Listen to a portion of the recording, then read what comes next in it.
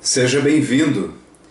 Eu sou Joel Lopes e este é o Bíblia Fácil com Joey Lopes.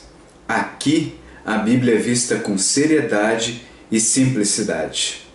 Esse é um canal voltado ao estudo da Bíblia e você é nosso convidado a participar dos estudos da Bíblia que estamos fazendo ao longo desta série de 18 lições.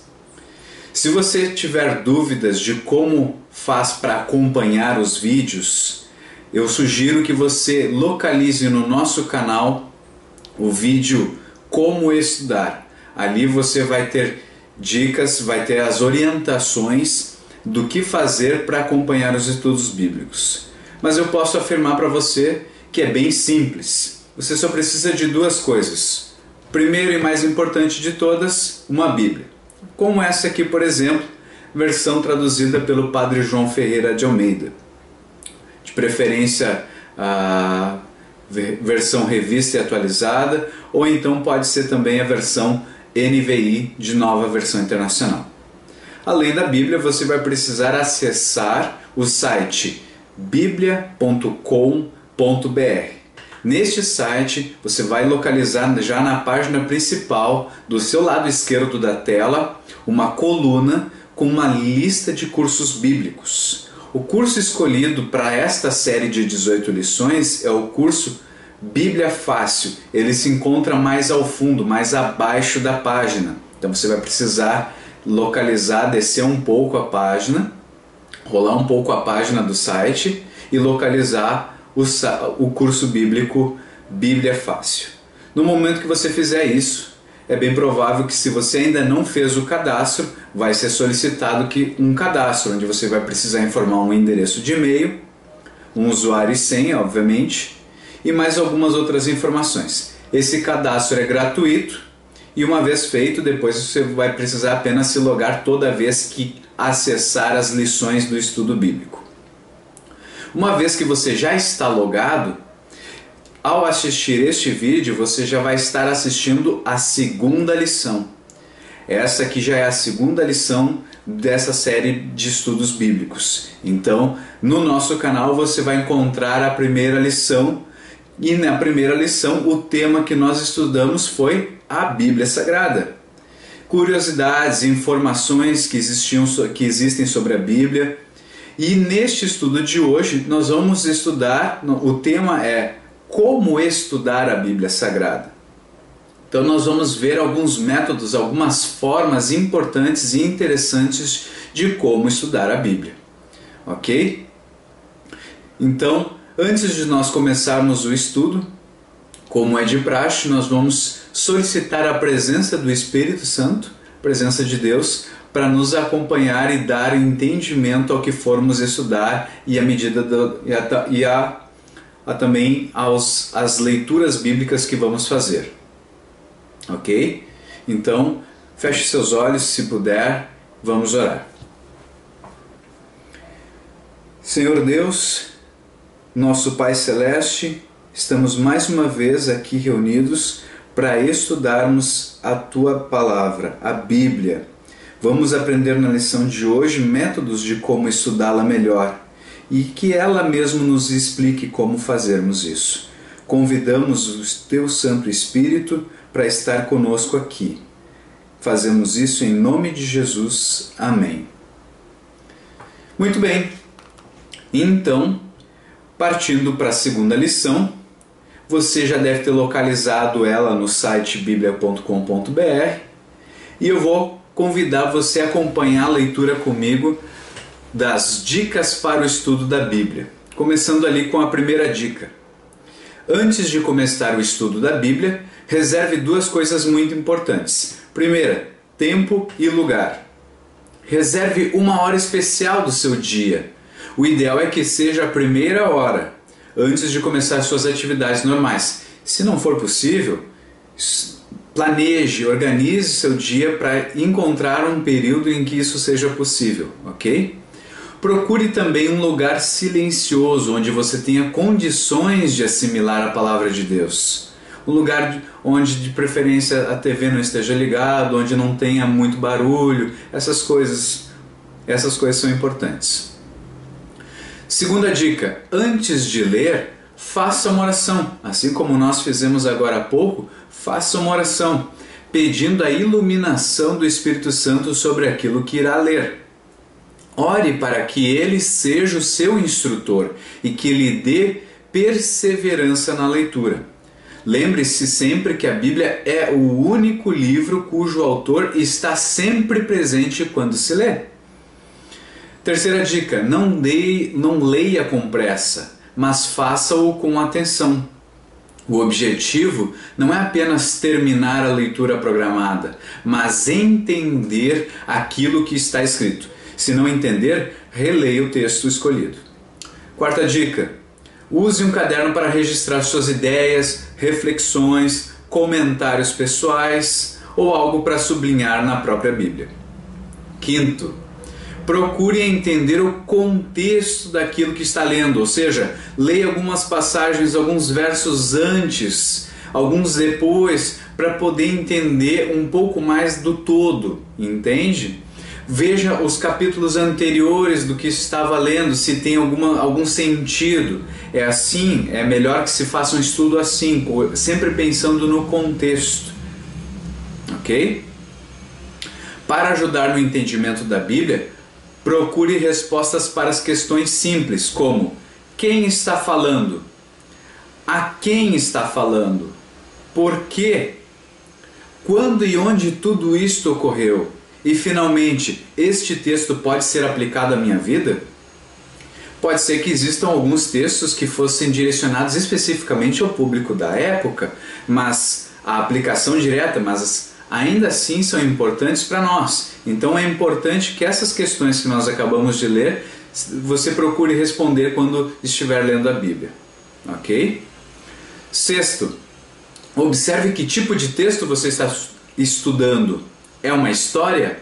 É uma parábola? É uma poesia? Se estiver falando de uma doutrina específica, como por exemplo a segunda vinda de Jesus, procure estudar outros textos que falem a respeito desta mesma doutrina. Um pouco aqui, um pouco ali. Então, essa é a melhor forma de você compreender um assunto. Procurar outros textos na Bíblia que também falem daquele assunto. Ok? Sétimo, busque esclarecer os textos difíceis pelos paralelos mais fáceis, comparando, utilizando textos um pouco mais fáceis.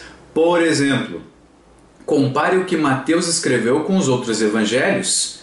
Nós estamos falando aí dos primeiros 4 ou 5 livros do Novo Testamento. Isso facilita a compreensão do todo. Oitava, existem várias ferramentas que podem auxiliar na leitura, entre elas um dicionário bíblico e uma concordância bíblica. O primeiro auxiliará na compreensão de certas palavras desconhecidas e seus significados. Já a concordância trará alfabeticamente por assuntos todos os versos bíblicos que contenham determinada palavra. Nona dica, adote um método sistemático de leitura. E a própria Bíblia te encoraja a fazer isso. Através, se você ler Lucas capítulo 24, verso 27, Isaías capítulo 28, verso 10, ali eles estão te encorajando, nos encorajando a lermos a Bíblia de forma sistemática. E essa forma sistemática ela pode ser feita digamos aqui, vão algumas opções para você fazer uma leitura sistemática. Uma delas é o ano bíblico, que consiste em ler a Bíblia toda durante o ano, seguindo a regra de ler 3 capítulos durante o dia e 5 capítulos durante os finais de semana. Então, de segunda a sexta você leria 3 capítulos e sábado e domingo leria 5 capítulos da Bíblia. Se você fizer isso, começando em janeiro, você no final do ano, em dezembro, terá lido toda a Bíblia.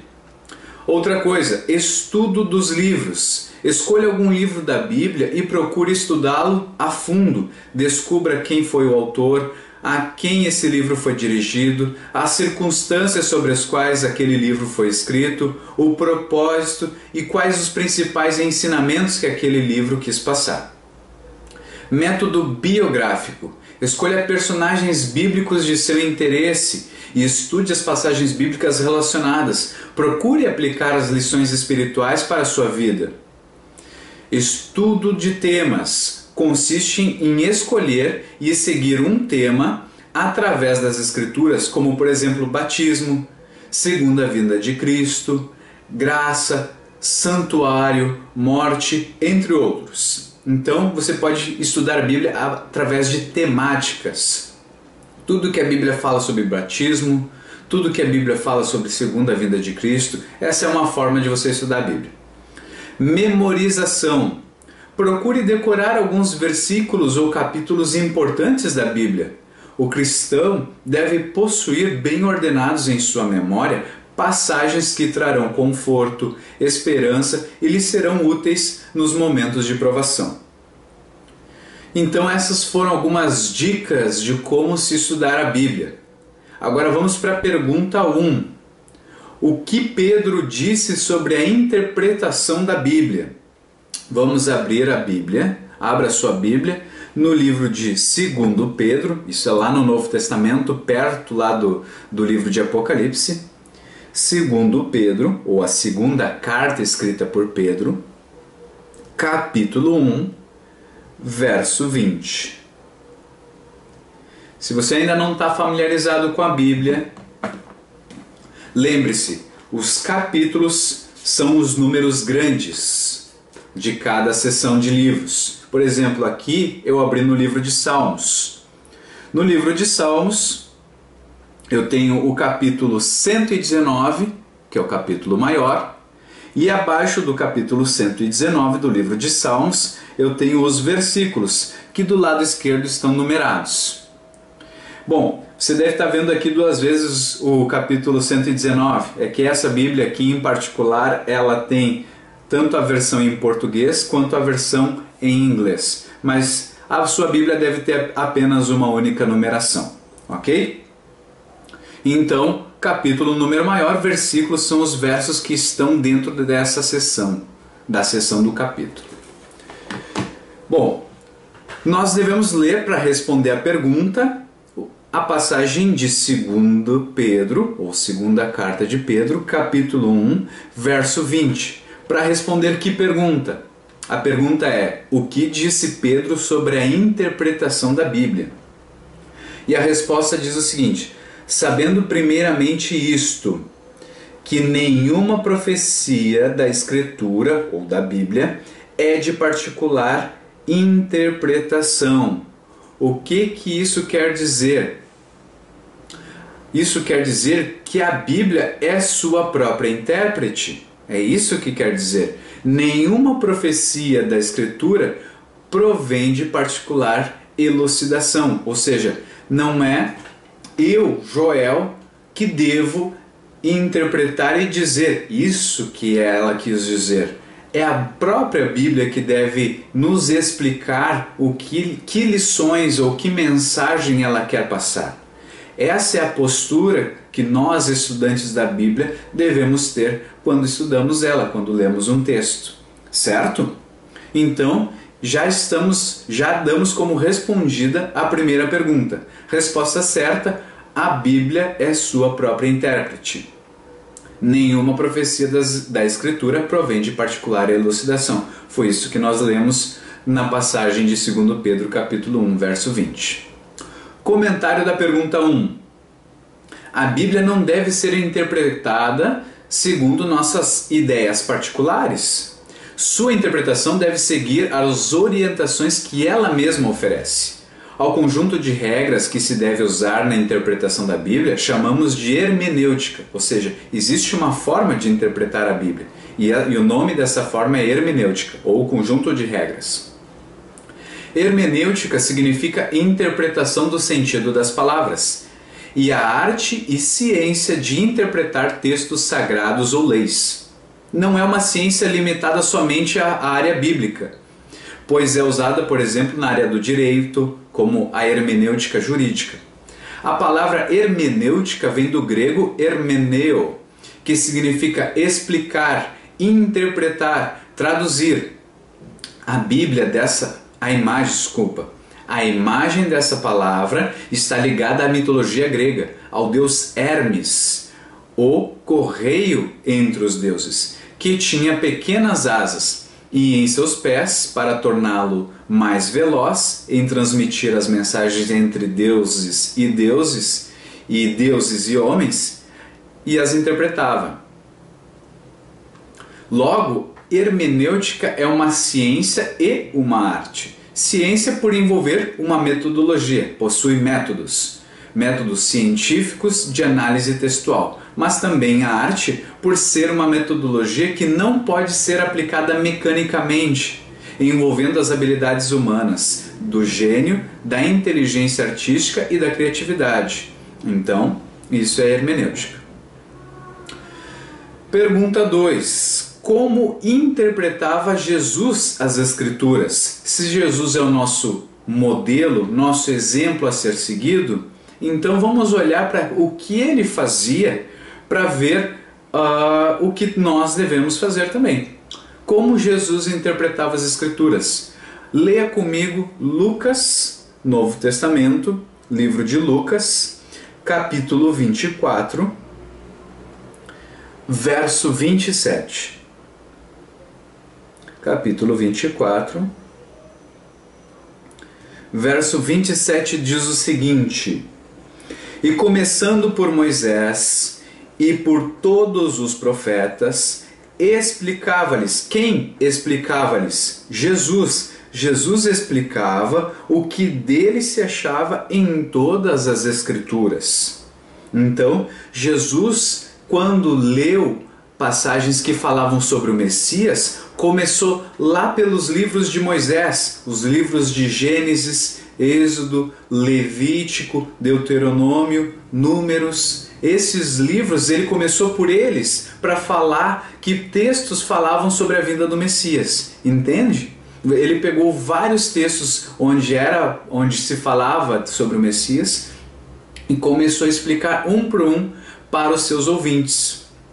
Essa foi a forma como Jesus utilizou para estudar e interpretar a Bíblia. Certo? Então, nós vimos aqui que ele começou por Moisés e por alguns profetas, por 2 profetas. Nós lemos na Bíblia que ele utilizou ou passou por todos os profetas, certo? E explicou aquilo que se achava escrito sobre ele na Bíblia para os seus ouvintes. Então, como Jesus interpretava as Escrituras? A resposta certa: considerava todos os profetas. Ou seja, toda a Bíblia deve ser considerada na hora de estudar. Se existe uma mensagem nela, você deve olhar tanto para o que está escrito no Antigo Testamento quanto com o que está escrito no Novo Testamento. Tem que olhar para a Bíblia toda. É isso. Então, comentário da resposta 2. Jesus, depois de 3 anos e meio de ministério, teve a necessidade de explicar as Escrituras aos seus discípulos. No texto acima, o verbo expunha-lhes, ou aqui como nós lemos, explicava-lhes, vem do grego hermenou, fazer hermenêutica através. Ou seja, Jesus procurou interpretar as Escrituras e fez isso percorrendo vários livros da Bíblia. Assim, uma primeira regra de interpretação da Bíblia deveria ser buscar em vários livros o que é dito sobre um tema. E isso nós temos apoio no livro de Isaías, capítulo 28, verso 10. Essa passagem também nos incentiva a fazer a mesma coisa, procurar em vários livros da Bíblia aquele assunto, ou a interpretação de um assunto. No caso de Jesus, ele buscava ensinar aos discípulos o que as Escrituras diziam sobre ele mesmo. A necessidade de interpretar a Bíblia também é reforçada por outro interessante episódio relatado no livro de Atos. E é isso que nós vamos ver agora na pergunta 3. Então, pergunta 3. Qual foi a conclusão que chegou o eunuco em seu diálogo com Filipe? Filipe era um dos apóstolos de Jesus. E Filipe se encontrou com um eunuco, com um funcionário, digamos, do alto escalão do governo, de um governo que estava visitando o país de Israel. Esse eunuco não era um alto funcionário do governo do país de Israel, mas era um visitante. E simpatizava com os com a Bíblia, acreditava nela e estava tentando estudar a Bíblia, lendo alguns trechos da Bíblia, mas não entendia o que lia.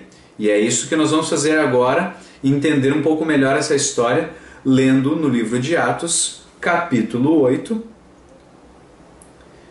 versos 30 e 31, mais detalhes sobre essa história, esse diálogo entre Filipe e o eunuco. Capítulo 8, versos 30 e 31. Verso 30. E correndo Filipe, ouviu o eunuco que lia o profeta Isaías e disse-lhe, e perguntou: entendes tu o que lês? Filipe perguntando para o eunuco. E o eunuco respondeu: como poderei entender se alguém não me ensinar? E rogou a Filipe que subisse e com ele se assentasse. O eunuco estava na sua carruagem e convidou Filipe para entrar e se assentar, para assim explicar os textos que ele não conseguia entender do livro de Isaías. É isso que nós lemos nos versos 30 e 31. Então, qual foi a conclusão que o eunuco chegou no seu diálogo com Filipe? Que nós, seres humanos, só podemos entender a Bíblia se houver uma explicação, se houver alguém que nos explique ou nos ajude a entender. Então, a resposta certa da pergunta 3, só podemos entender a Bíblia se houver explicação. Comentários da pergunta. O verbo me explicar é odegeo, que quer dizer guiar, conduzir, instruir. Como alguém pode aprender das verdades bíblicas se alguém não ensinar? Para isso, aqueles que ensinam devem estar habilitados. Paulo diz que aqueles que ensinam devem manejar bem a palavra, ou seja, ter conhecimento das Escrituras, de acordo com 2 Timóteo, capítulo 2, verso 15. Logo, deveríamos conhecer as regras básicas de interpretação bíblica para descobrir o sentido exato de cada texto. Outro motivo que salienta a necessidade de saber interpretar a Bíblia é a existência de passagens difíceis que facilmente podem ser distorcidas, você pode cometer enganos. Então, por isso é importante a importância de métodos para estudar a Bíblia, para minimizar a chance de você receber de alguém ou aprender de forma errada o sentido de uma das passagens bíblicas. Ok? Até o apóstolo Pedro, com todos os seus predicados ou com todas as suas habilidades e competências, teve dificuldade de hermenêutica em algum momento. O que isso quer dizer? Ele teve dificuldade de entender algumas passagens das Escrituras. Aonde que nós vamos descobrir isso? Na pergunta 4. O que disse Pedro sobre os escritos de Paulo? Então vamos lá para 2 Pedro, segunda carta de Pedro, Novo Testamento, capítulo 3, versos 15 e 16.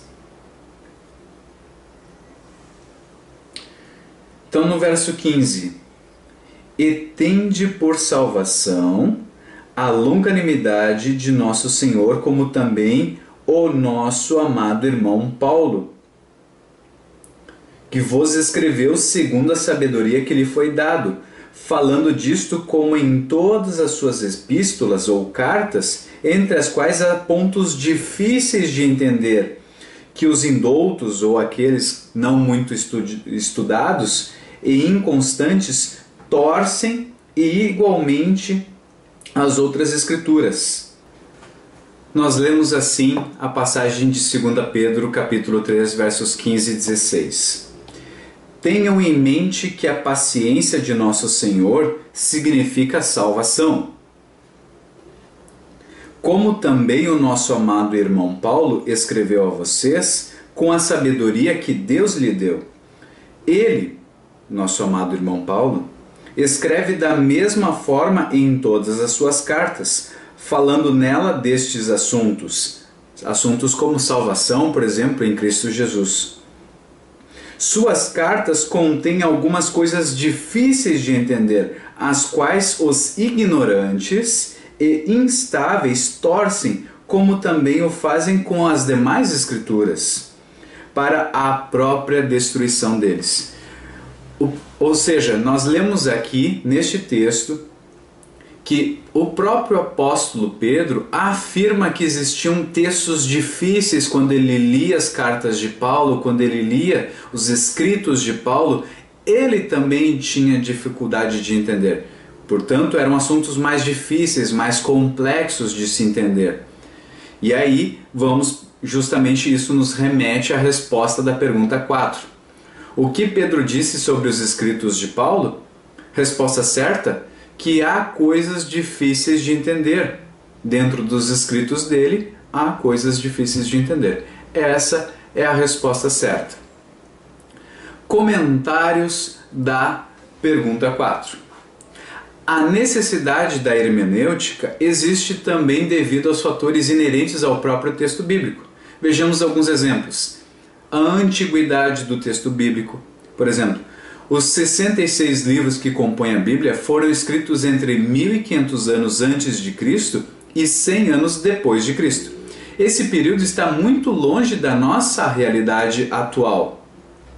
Os costumes e práticas são muito diferentes das atuais. Exemplo, mães de aluguel, como foi o caso na história de Abraão e Sara, onde Sara contratou uma mãe de aluguel. Raquel também foi um caso entre Raquel e Jacó. Há documentos que revelam que as leis da antiga Mesopotâmia permitiam isso, com suas restrições, é claro. Essa é a expressão de um costume daquela época. Outro exemplo, os autos de sacrifício que estão lá nos livros de Levítico e no livro de Números também. Esses autos não estavam em cima de montanhas, mas era uma plataforma mais alta que o terreno local e que poderia ser até mesmo num vale, ou seja, não se tratava de montanhas. Segundo, expressões da época, chuva temporã e chuva serôdia, que isso está lá no livro de Deuteronômio, capítulo 11, verso 14. Eram chuvas que caíam para lançar a semente e para amadurecer o grão já na época da colheita.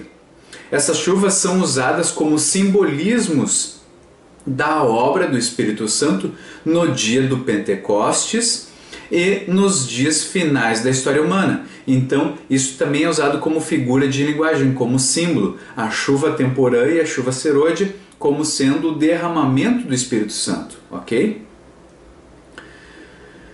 E a parte onde as passagens bíblicas que nos confirmam isso, esses textos sobre a chuva temporã e serôdia, estão nos livros de Joel e no livro de Atos. Barreira da língua, esse é o terceiro ponto.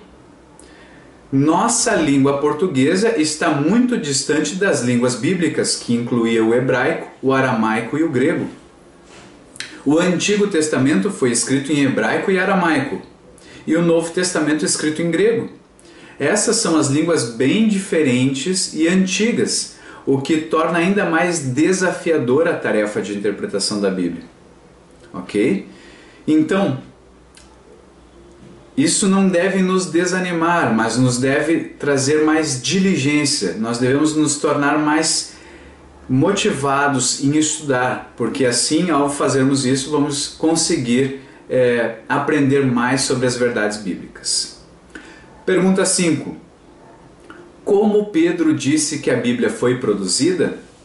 Vamos de novo ler a segunda carta de Pedro, capítulo 1, verso 21. Segunda carta de Pedro, capítulo 1, verso 21, nos diz o seguinte: pois jamais a profecia teve origem na vontade humana. Profecia alguma teve origem na vontade humana, mas homens falaram da parte de Deus, impelidos ou movidos pelo Espírito Santo. Isso é o que nós lemos agora. Então, como Pedro disse que a Bíblia foi produzida? a Bíblia foi produzida por vontade divina, não foi por vontade humana. Nós acabamos de ler aqui que, pois jamais a profecia teve origem na vontade humana, mas sim na vontade divina. Então, as profecias, a Bíblia em si, teve origem na vontade divina. Essa é a resposta para a pergunta 5. Portanto, Deus é o principal interessado e autor também da Bíblia em fazer com que a Bíblia chegasse a nós. Não só às pessoas da época, mas a nós hoje. Então, Ele é o principal interessado. E é pela vontade dele que hoje a Bíblia existe. Então, comentário da pergunta 5. Pedro disse que homens santos, os autores, falaram movidos pelo Espírito Santo. Ainda que a Bíblia possua cerca de 40 escritores, Deus é o seu verdadeiro autor, pois foi pela vontade dele e movidos pelo Espírito Santo que os escritores fizeram a sua parte. Pergunta 6. Que verdades Paulo revela sobre as Escrituras? Agora nós precisamos ir para o livro de 2 Timóteo, ou segunda carta a Timóteo, no Novo Testamento, capítulo 3, verso 16. Então, segunda carta, ou segunda epístola de Timóteo, capítulo 3, verso 16. Diz assim: toda a Escritura é inspirada por Deus e útil para o ensino, para a repreensão, para a correção e para a instrução na justiça. O que nós lemos lá no começo? Que toda a Escritura é inspirada por Deus. É isso que nós lemos aqui. Então, que verdades Paulo revela sobre as Escrituras? Resposta certa: toda a Escritura foi divinamente inspirada. Ok? É isso que nós lemos, acabamos de ler na passagem de 2 Timóteo, capítulo 3, verso 16. Vamos para a pergunta 7. O que ensina Isaías sobre a autoridade das Escrituras? Agora nós precisamos ir no Velho Testamento e localizarmos no livro de Isaías o capítulo 8 e o versículo 20. Isaías, capítulo 8, verso 20. Pergunta, vamos repetir a pergunta. O que ensina Isaías sobre a autoridade das Escrituras? Verso 20, respondam: à lei e aos mandamentos. Se eles não falarem conforme esta palavra, vocês jamais verão a luz. O que ele está dizendo? Tudo aquilo que um profeta diz deve estar de acordo com o restante da Bíblia, pois a Bíblia não se contradiz. Esse é o ponto. Então, se eu, por exemplo, Joel, falar alguma coisa sobre a Bíblia, você deve localizar e comprovar na Bíblia aquilo que eu estou falando, certo? Então, a Bíblia deve ser a nossa regra de fé. Ela tem autoridade para dizer aquilo que é certo e aquilo que não é. Comentário da pergunta 7. Bom, antes de irmos para o comentário, quais são as opções de resposta certa aqui para a pergunta 7? Primeiro, a Bíblia é a única forma de fé e prática? Verdadeiro. Todo o ensino deve ser aprovado pelas Escrituras? Sim, verdadeiro. Se algum ensino for contrário aos ensinamentos bíblicos, tal ensino deve ser rejeitado? Correto, devemos rejeitar aquilo que estiver contrário à Bíblia. Portanto, a resposta certa da pergunta 7 é: todas as alternativas estão corretas. Tudo aquilo que a gente leu ali está correto. Leitura do comentário. Sendo a palavra inspirada de Deus, a Bíblia possui autoridade nas áreas da fé e vida, que decorre da autoridade divina, de Deus como Criador e Senhor, e autor das Escrituras. Os reformadores protestantes, em sua interpretação da Bíblia, usavam a analogia fidei, ou analogia da fé. Ou seja, a Bíblia como um todo deve ser tomada em consideração.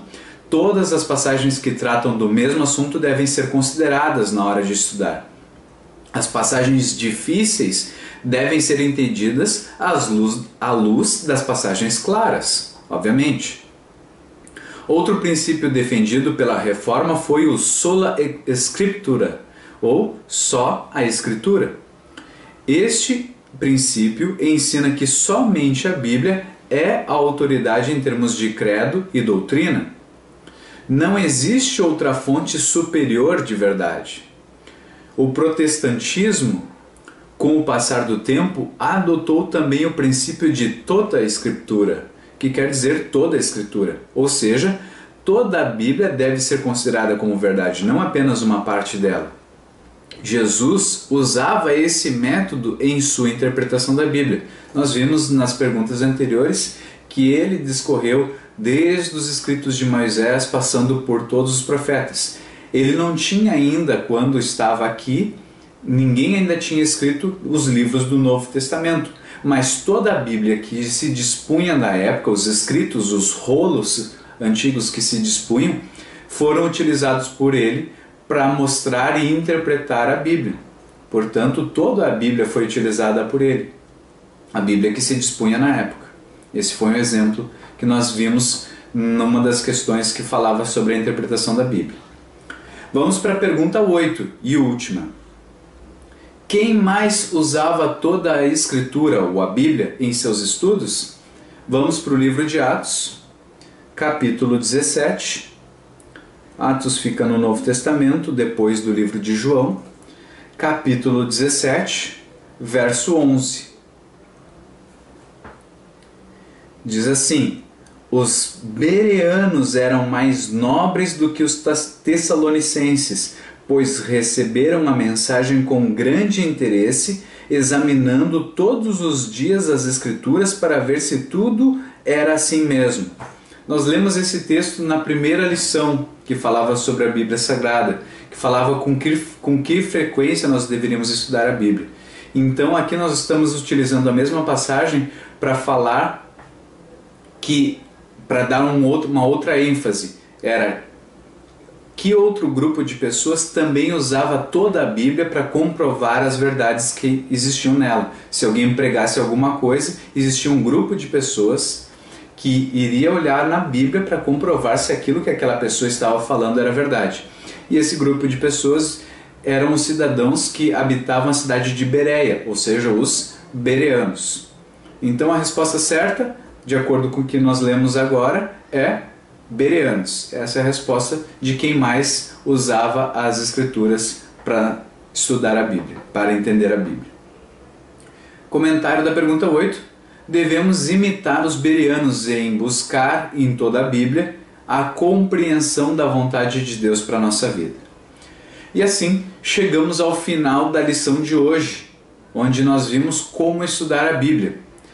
Ao finalizar esse estudo, existe aqui uma parte onde você pode decidir, tomar uma decisão. É importante que você dê passos de fé à medida que vai estudando a Bíblia. Assinale a sua decisão. Creio que Deus deixou-nos sua palavra e devo interpretá-la com oração e cuidado. Quero buscar a sabedoria de Deus para compreender sua vontade para a minha vida. Marque sim, não ou talvez, isso é com você, e após, clique no botão enviar e envie o estudo para o site biblia.com.br, certo? Assim nós terminamos o estudo de hoje. Dúvidas, perguntas podem ser feitas tanto pelo Facebook como por e-mail e nos comentários deste vídeo aqui também. O endereço de e-mail e o endereço do Facebook estão no link de descrições do vídeo, então procure ali e ali você vai encontrar os endereços para fazer as suas perguntas. Não deixe de se inscrever no nosso canal Bíblia Fácil com Joey Lopes para se manter atualizado e receber os novos vídeos. Um abraço do seu amigo Joey Lopes e nos encontramos no próximo estudo. Até mais!